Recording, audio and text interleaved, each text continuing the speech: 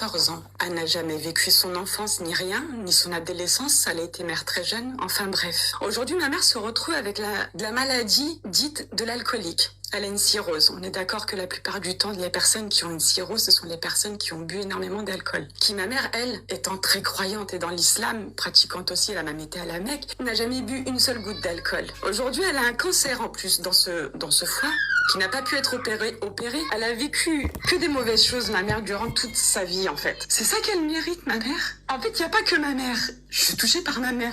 On me dit, ouais, c'est une épreuve. Mais quel genre d'épreuve c'est? Des mamans, des parents perdent leurs enfants suite à un accident ou à un cancer ou autre. Des personnes meurent dans des atrocités. Enfin, c'est ça que Allah, qui est miséricordieux, qui est bon, fait ça à ces personnes, à ces êtres chers qu'il aime. Il leur fait la misère sur la terre pour mieux leur donner après. C'est quoi? C'est mise à l'épreuve. C'est tout ça qui me met hors de moi et qui me confirme encore aujourd'hui que c'est pas possible. Que ça ne peut pas exister. Que c'est pas le bon Dieu, le bon Allah qui puisse faire des choses comme ça n'existe pas. Arrêtez de dire que tous les jours, Allah nous met à l'épreuve pour voir si on est des bons pratiquants et tout. Ma mère, elle a pratiqué. Elle a été à la Mecque.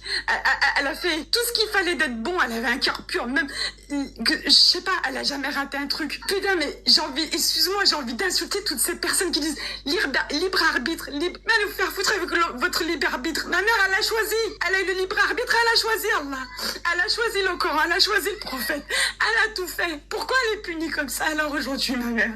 Pourquoi elle souffre alors? Dis-moi toi, Cassus. Réponds-moi à ma question, s'il te plaît.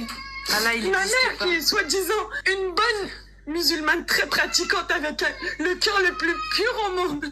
Pourquoi aujourd'hui elle subit ça alors? Parce qu'elle n'existe pas.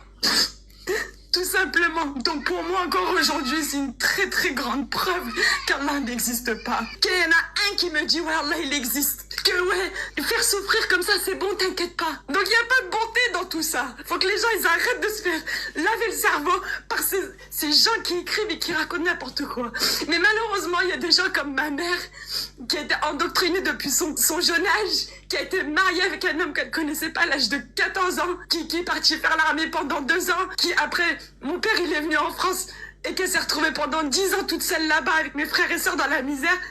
C'est quoi? C'est faire vivre la misère pour mieux tester les gens. Ouais, vas-y, rapproche-toi encore plus dans la t'inquiète. De l'autre côté, tu vas avoir du miel. Ouais, certain qu'ici aussi, j'en ai du miel. Je sais pas quoi dire. C'est tout ce que t'as dit, en fait, c'est juste... ça n'a aucun sens. Tout ce que t'as raconté montre bien que Allah, soit il n'existe pas, soit c'est vraiment, mais vraiment un sacré soit psychopathe. Vraiment, il y a un problème, en fait. Il y a un problème avec